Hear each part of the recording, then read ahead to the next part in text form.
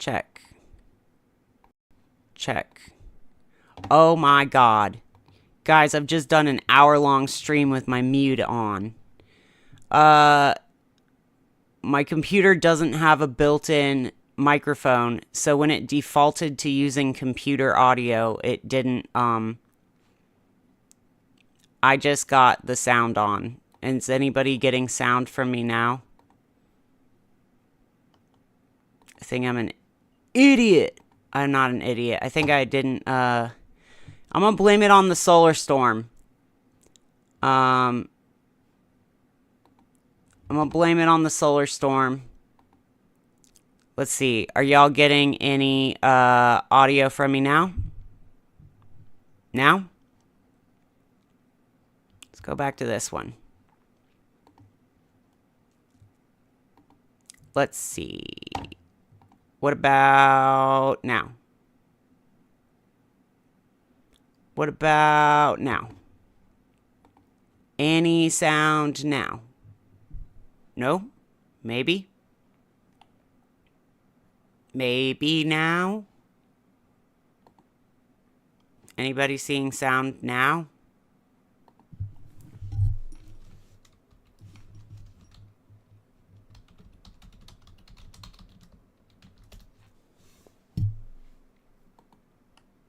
One, two, three, four, five, six. I mean, I have my mic and aux showing as metering right here, and I wasn't metering throughout the entire thing, so I don't know why I thought it was working.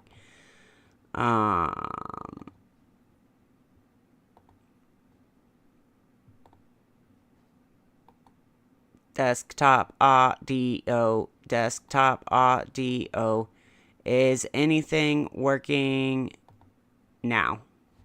How about this? How about now? How about now? How about now? Now you can hear me. All right, fantastic. All right, let's just start the stream over. My mom wasn't here. My sound wasn't on. It doesn't count. I'm going to delete it. I'm going to put some funny things over, voiceover over myself earlier. Okay, well, now the stream just has higher concurrent views, and I get to go recap everything. We did get a earthquake in the background while I figured out my sound an hour too late. Let's take a look at Earthquake 3D right now. Where's my most recent quake? Where are you? Where's the one that just came up? Let's look at...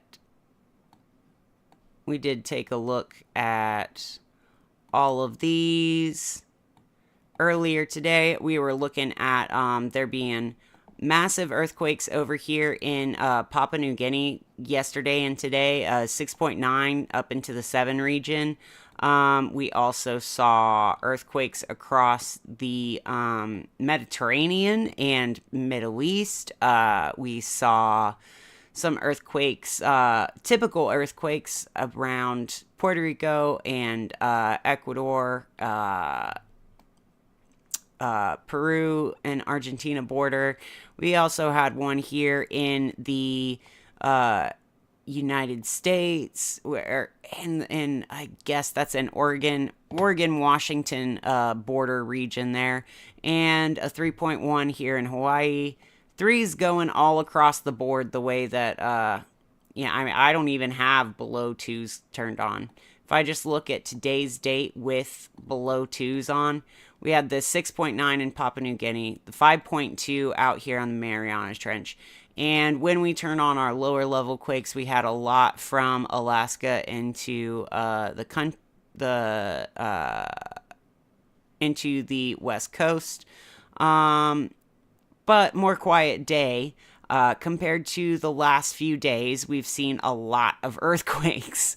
And that's no surprise, because as I went on to explain with the space weather update, we have an incredibly fast solar wind speed right now and a solar storm going on. What's a solar storm mean? That means more radiation, more protons and electrons, and coming in the form of plasma from the sun.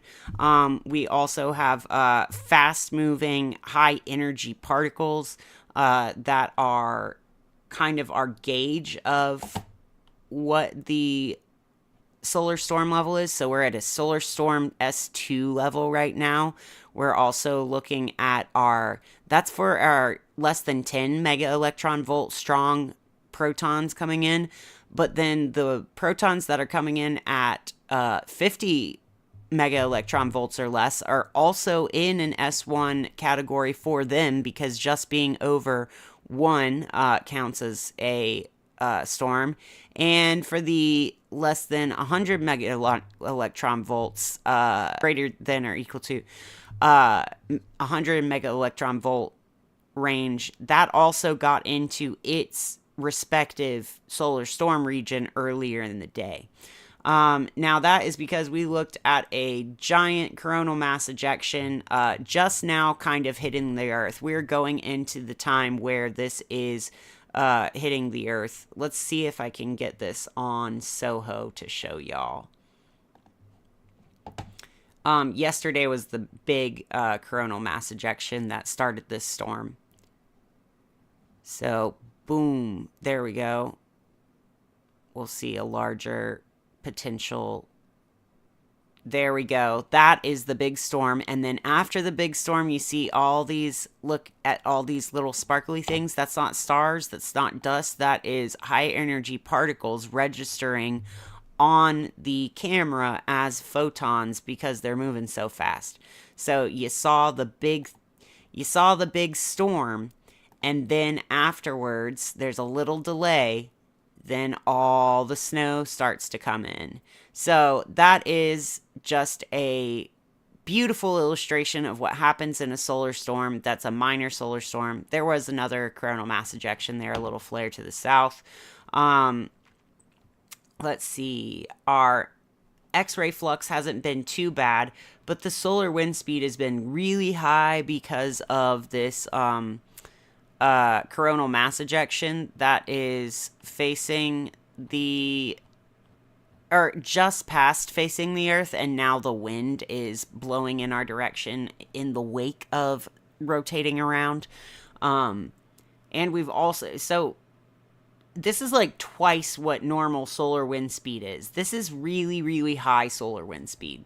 Let's take a look at today's CMEs. We had a lot today, but let's also see, this is the massive one that shook us up with this big solar storm. That is the big boy that we saw. So, a lot of solar activity happening. Let me recap with the mic on my planetary happenings. Today is the day of the lunar eclipse, a partial lunar eclipse. It's really an umbral lunar or a penumbral lunar eclipse, because we're not going to get that nice red tinting. We're not going to see the sun we're not going to see the moon get swallowed up whole. We're just going to see a bit of a dimming and a shadow on it, because as you see, this sun opposite moon is not exactly aligned with where the north node and south node are. They're just in the same signs. So that's why the total solar eclipse is going to be such a spectacular one, because our lunar eclipse was just a little too early to be the real deal. This solar eclipse, though, is the one that's going to happen on April 8th, and we are already gearing up for that with having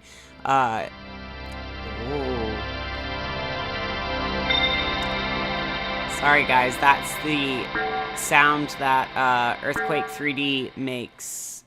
If y'all are hearing any sounds, there was just a new earthquake in the Mariana Islands region, another 5.2 at 10 kilometers depth. So, okay. You can hear sound, but not see sound. I can't see sound either. Where am I talking from? Who knows? Okay, where am I talking from is the mic. I'm talking into this mic, the Bigfoot audio mic. Okay. Okay. Let's go back. Thank you to everybody in the chat who helped me figure out my mic wasn't on. I really should have noticed that my mic wasn't metering at all, but I just kept getting these fake warnings from YouTube Studio saying, configure your backup stream and connection speed not big enough. And I'm like, I don't think it's possible to have a bigger connection speed than mine. Nobody else is using Wi-Fi in the house. Primary and backup strings. One of them is an invalid configuration. I don't care. I have one of them. It's fine. Okay, let's go. I clicked on this to take a look at volcanoes. Really, our volcano update from tonight was that we are still looking at a continued eruption from the Reykjanes Peninsula in Iceland. We've got, let's see. Oh, that's not the thing I wanted. That's not the link I was thinking. It's not the link I thinked. Okay. Let's take a look at the volcanic eruption hazard maps. The hazard maps have been changed again to show that Zone 3 is the biggest hazard. Here where it says gossip, that doesn't mean talking shit. That means a series of spatter cone volcano vents. And it's right here between Hagafell and Mitheth. It's really hard to say these words. Hills, they name their hills out there. This is the lava extent March 20th, 2024. This is, again, going right along the barriers in Grindavik. But let's go back and take a look at this other picture because this really shows, this is the eruption site, the Gossop active volcano events. That's a fun little breakout of erupting. So this is when lava really looks like acne on the Earth's surface. I'm just gonna say it, but it doesn't technically behave that way. Let's see. This is a really cool map of the depth of the lava that's flowed since the March 20th eruption, or March 18th eruption. The darker regions are where we are at 8 to 10 kilometers depth or higher. The actual spatter cones are up to 16 meters high. They're over 16 meters high, and that is twice the height of the defense walls here. These defense walls are 8 meters high. Now, I'm a dumb American, and I can't really imagine what that looks like except for the pictures I've seen of like a 6 foot tall man being like 1/3 the size of 8 feet tall, or of 8 meters tall. So I don't even know what that conversion is. But they're really big, and the lava piling up behind them is also really big. So currently, we're at risk of, if there is more eruption to come and it flows further south the way that it could, they were needing to build the barrier walls higher, but unfortunately, I think it's up here, there's some gravel pit that they were using to build the defense walls, and it got filled in by lava. So they have to get new source on their infill if they want to build the defense walls any higher. I mean, it's really pretty, but it's... this is our ground deformation. It's really swollen over here and blown up over here. So this is really the west of the Blue Lagoon and Svartsengi power plant region is the area that's been inflating. But it's just found its exit zone, its exit buddy over here.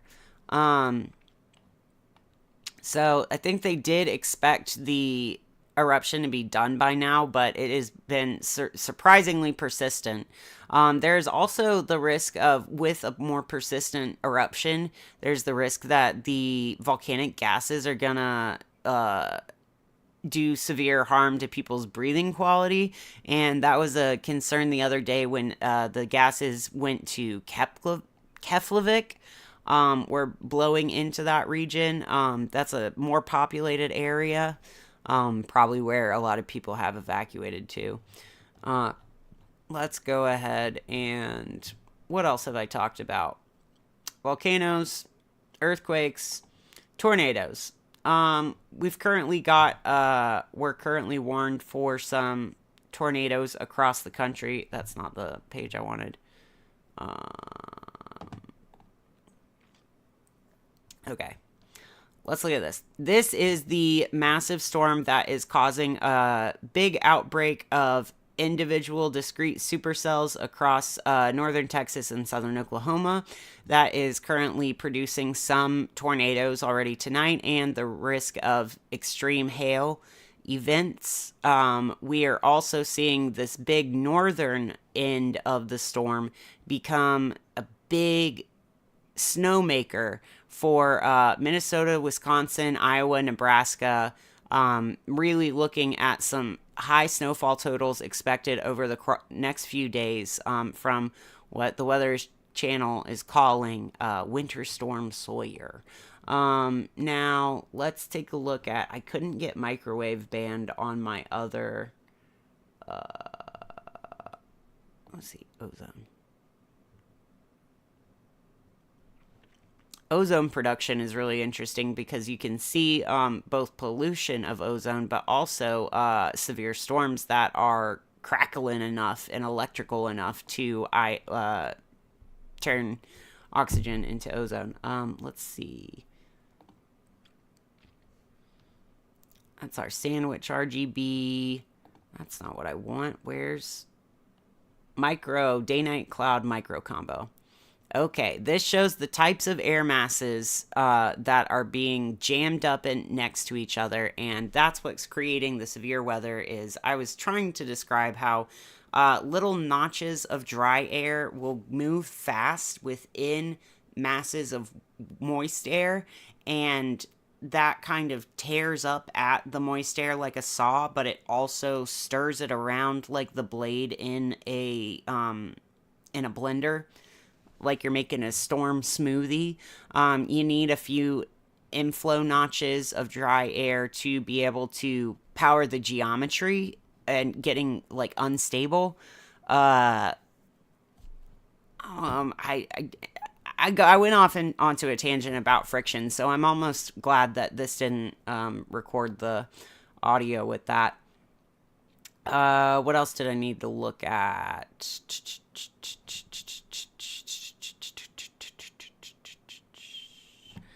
I don't think I needed to look at too much else here. We can go back and look at radar Omega. Let's go back and look at our composite radar from radar Omega. Let's see if I can get up to 30 frames. Are y'all gonna let me show this whole storm? Maybe. We'll see. We'll see if radar Omega likes me enough to let me show the entire storm. 30 frames of storm. Yeah. So this has been the big culprit of the severe storms and tornado watches tonight. This cell that's currently moving through Ardmore is the one that earlier in the night spawned a tornado. I think there have been some other tornadoes spawned as well. We're looking at really severe hail risk, high wind risk, soaking rain in. They just come in and shake up the whole system, really destabilize the air masses, so it's even harder to predict. But up here is where we've been looking at the winter weather. Let's put our winter weather scan on. Yeah, there we go. Here's where we're seeing all that snowfall being dumped in the Great Lakes region. Oh, there's another earthquake. Where's this one? Another new earthquake. This time it was a 5.6 off the coast of Bismani, Russia, in that peninsula. So to me, it looks like the 5.6s are moving up through the Pacific plate and probably going to head into. Sorry, I know I didn't change it on the OBS thing. Probably going to head into Alaska next, but fortunately, Alaska has a lot of different paths for momentum to move in. So they will, I mean, I hope that will chew up all the momentum that the plates want to shift. But yeah, the last one in this hour was here in the Mariana Trench, and the next one was right here in Russia. So that is really interesting. Let's see. What about this one? That one's technically the most recent, was a 0.6 in Washington area. Okay, let's go back to looking at atmosphere.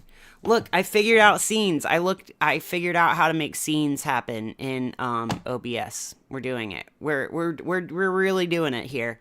Okay, what was I saying? I was talking about how this is going to be a really big snowmaker for the upper plains. Still not getting that good snowfall back.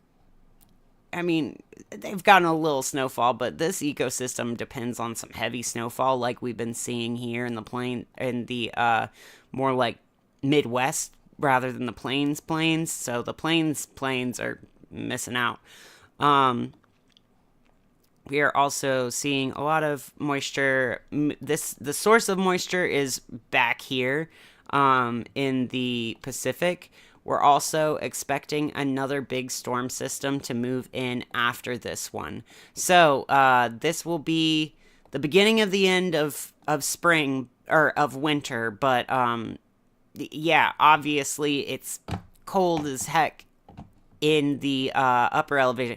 It's been nice and windy and a little sunnier in the south and the lower elevations. But here in the Appalachians, let me see if I can pull up a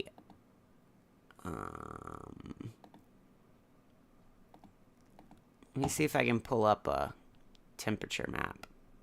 Yeah, it's been really, really cold.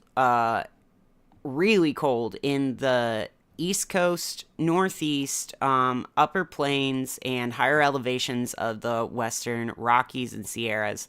We're looking at, let's see. I mean, this is also a beautiful graphic of how a severe weather system forms thermally. Showing this. I wonder if it can march forward. No, I don't think it wants to do that. Okay, but anyway, really cold last little bit of winter here, and we're trying to get some of this Gulf of Mexico moisture and heat up into the country, but it's just getting turned into these nasty convective squall lines in Oklahoma and Texas. Well, really much of Tornado Alley for this whole spring. But this is getting into tornado season. I mean, I know tornado season really started in February this year, but we are ramping up for tornado season right now. And this is the setup that you want to see if you are looking for tornadoes. But again, we're not seeing much precipitation out of this. Absolutely, and that is why we still have a critical risk for fire in the high plains in Texas, where we just had all those wildfires. We still have power outages there. We also see just not a awesome situation. Let's take a look at our sea level pressures. That's from our GFS, validated GFS. Looking a little like I need to change the color grading on that one. Heyo. Let's do... Is this going to show me surface-based cape now? Yes, it will. It didn't want to show me cape earlier, but this is our little tornado juice, our surface-based cape, convective available potential energy, and there's this big string of cape that will be pushing out the solar cells, pushing up some thunderstorms tonight over into the midnight hours into tomorrow, and then we are going to have I mean, it doesn't look that convective up here, but when we know that this is going to be a big winter storm, let's see our predicted freezing rain. We are going to get a lot of freezing rain. Well, it's really only showing here near Mason City and Sioux Falls, but we are expecting a lot of freezing rain in much of the upper plains here. So all this convection that is starting down here is expected to move up into the snowstorm. So all the things that spawn tornadoes tonight are the things that become snowstorms tomorrow. So, meet. Hello, everybody. Welcome to the chat. Great to see y'all. Welcome. I've got earthquakes. I've got volcanoes. Oh wait, I don't have volcanoes up right now. You got your good old,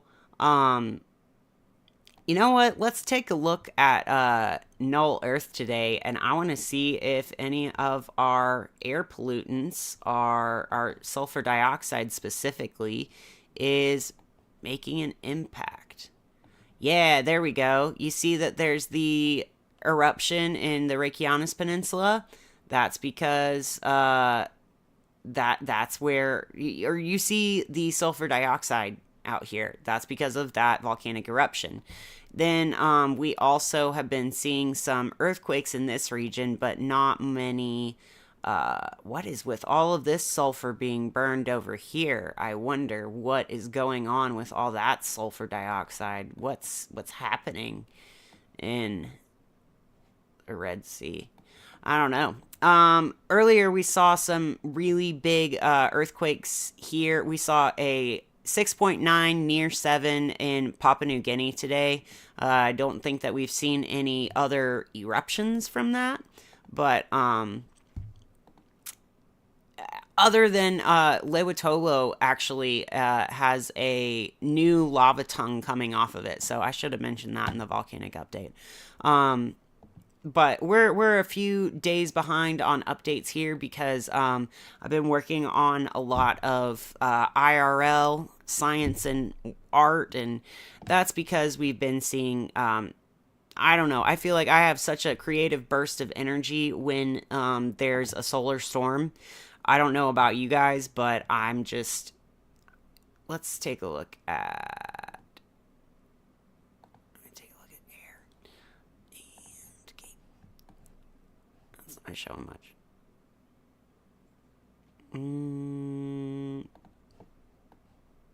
Yeah, okay. So, started talking about how I'm more productive at solar storms, and then I forgot what I was saying. We're looking at total cloud water now, and this is where you can see the difference between a highly convective squall line, or not even a squall line. It's not technically a squall. It's a line of discrete supercells that have been breaking out across Texas tonight. And you see how that doesn't look like it's going into anything? The water is going up into the clouds and really fueling this snowstorm that's going to happen in the upper plains and is already happening. This is the storm that just moved through the United States. It's a little hard for me to go back and get a long view of that, but it just swept through, giving us a lot of like back and forth, really unstable conditions. Let's look at our temperatures, though. With this on the granular size, this looks a lot more dramatic. Oh my goodness, is that another earthquake? We've got another earthquake on the stream. Where is it? Is it this 1.0 15 kilometer depth in where is that? Looks like, all right, right on the border of Mexico and California. I can't quite tell if that's San Diego or Baja or what it is, but just looking at the past few, I mean, let's zoom out to just a few. How do we do just a few?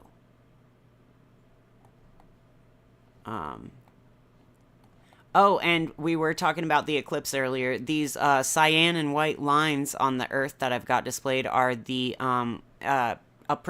projection of the sun and moon's orbits around the Earth. You can see how close those lines are right now because the moon is in its ecliptic level, ecliptic phase. We're having an eclipse right now.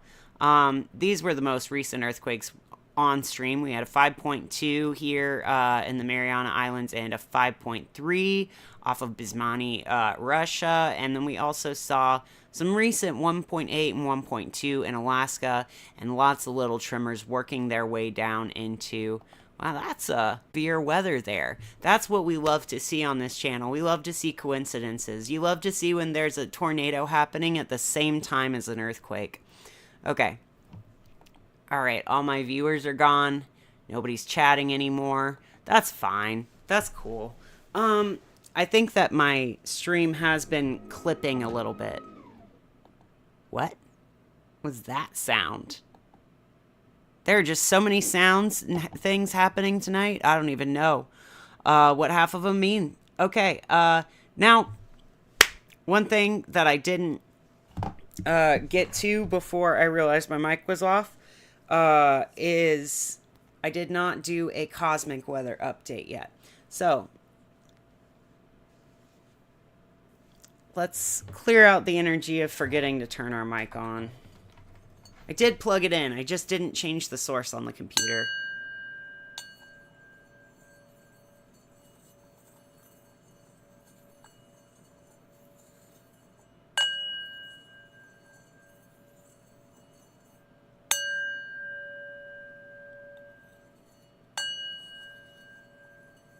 Sometimes this wants to ring better than it.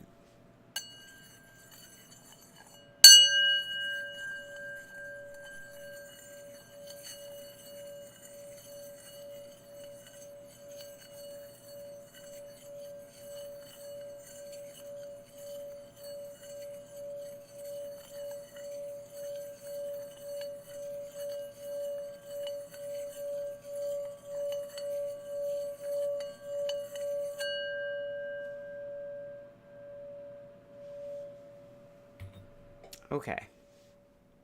Now that we've cleared out our space, I think we can do some reading. Reading on this. Where am I starting? I've already picked up the stone that's with this one, so let me start with that. This is my little selenite. Everybody love it. Look at it. Beautiful flash selenite.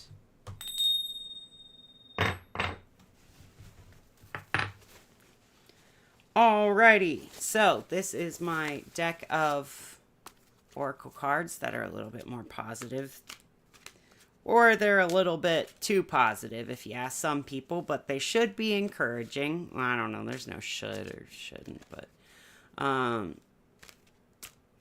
I'm gonna blame it on the eclipse that I forgot my mic. Maybe I'm supposed to realize, am I really sure I want to do this?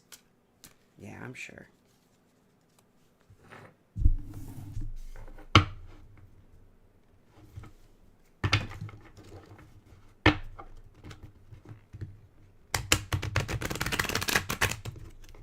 these a good old shuffle. I feel like some of these are still stuck together because there's so many cards that I haven't seen in this deck yet. And it's a very new to me deck, so that could be it.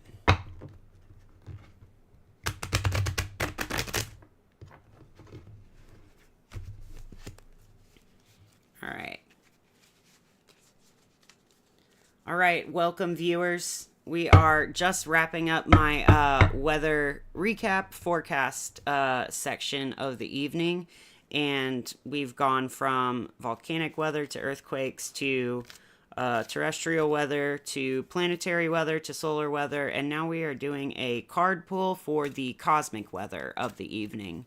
Happy lunar eclipse to everybody. It's 11:11 p.m. on 3/24/24. Let's see what the cosmic weather is like. Who wants to tell a message? All right. Okay. There is abundance in everything. Shortage. There is an abundance of everything. Shortage is only a perception. It's really hard to get this in focus right now because I've put my webcam right on the ring light. But it is a little birdie singing lots of notes and says, you keep thinking there is a shortage of abundance, but a shortage is only a perception. There is a never-ending stream of abundance. There is no shortage whatsoever.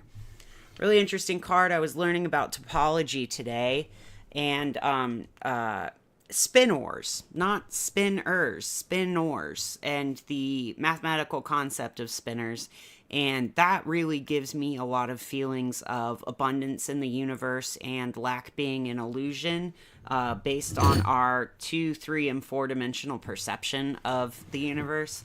I really do think that we don't quite understand mathematically or scientifically what abundance, what justifies the internal feeling that a lot of people have that there is an abundance of everything, but we are going to get there if we try.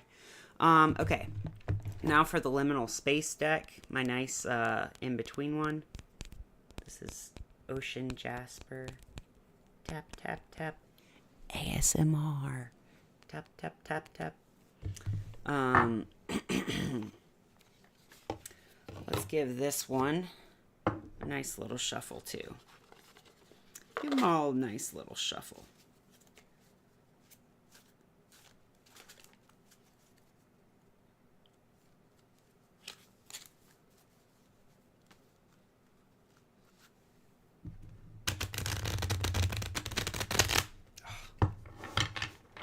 That one sounds so much nicer than the others. All right.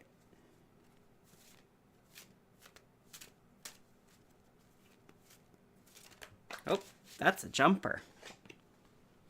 A vision. A vision.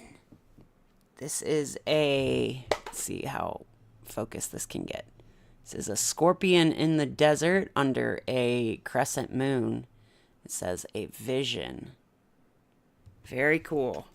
Very cool. I think I may have only pulled this card once before. I don't even know if I've pulled it before. Let's see. A vision says... Oh, gotta go back. It's under V for vision. You know. Okay. A vision. Deep in your subconscious, deep in the desert, under a brilliant starlit sky and glowing full moon, you awaken inside of a tent. You walk around out into the night, following distant sounds of thunder. You see a bonfire, and beside it, an enormous obsidian black scorpion, cut open and gushing gold molten blood. You fall to your knees and bathe your hands in it. You look at your hands.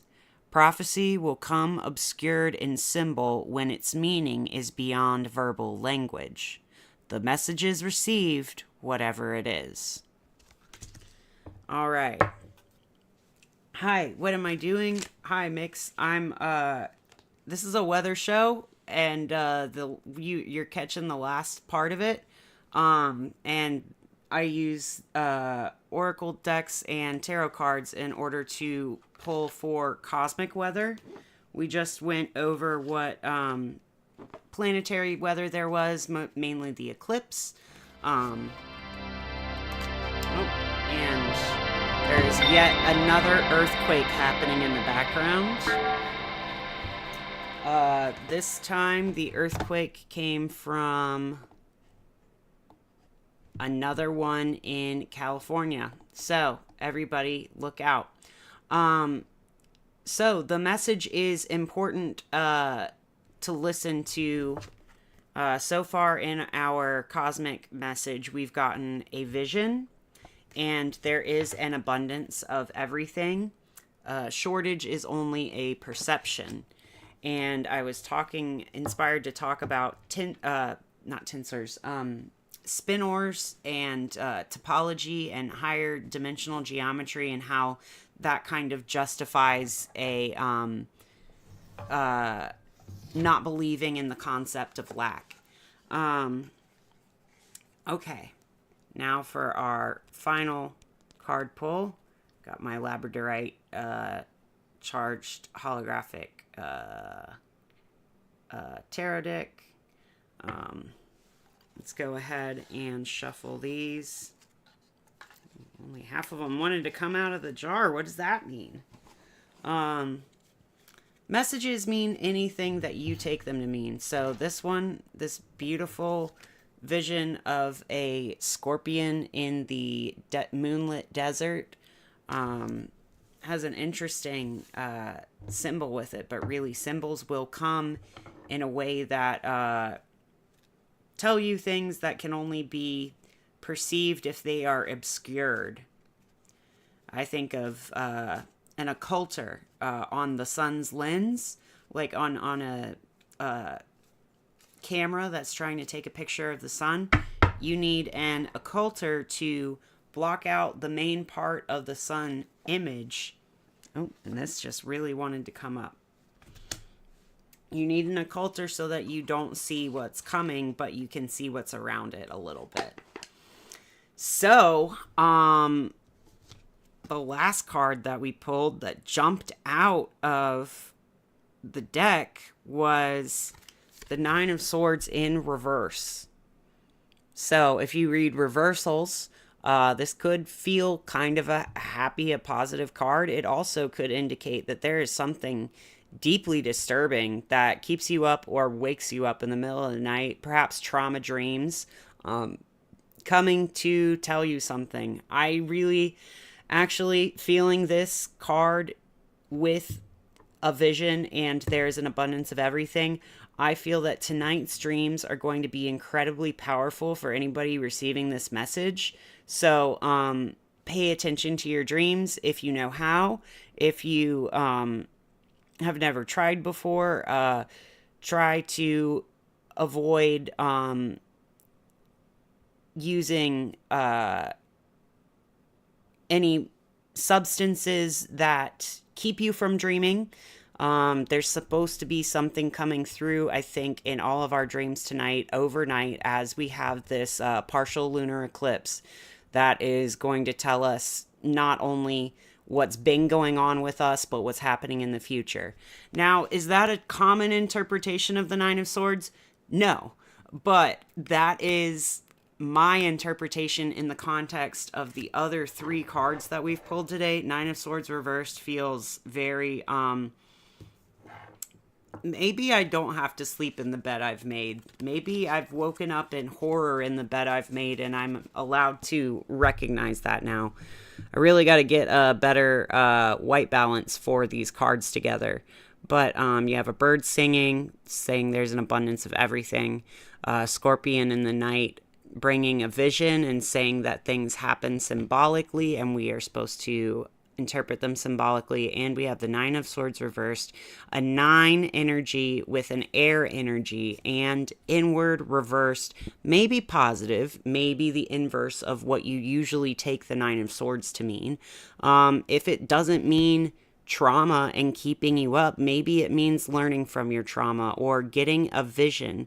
Maybe if you get trauma dreams, don't try to silence them tonight. Maybe they're trying to tell you something. Trauma dreams are like phantom pain for a limb that we never even wanted but got cut off anyway. You know?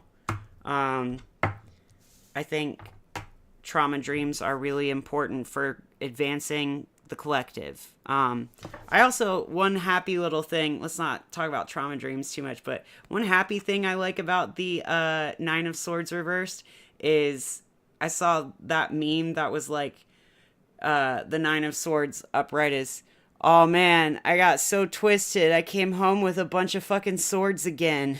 And I like thinking about that, reflecting on our actions, what's keeping us up at night, what is really the truest like depth of our pain.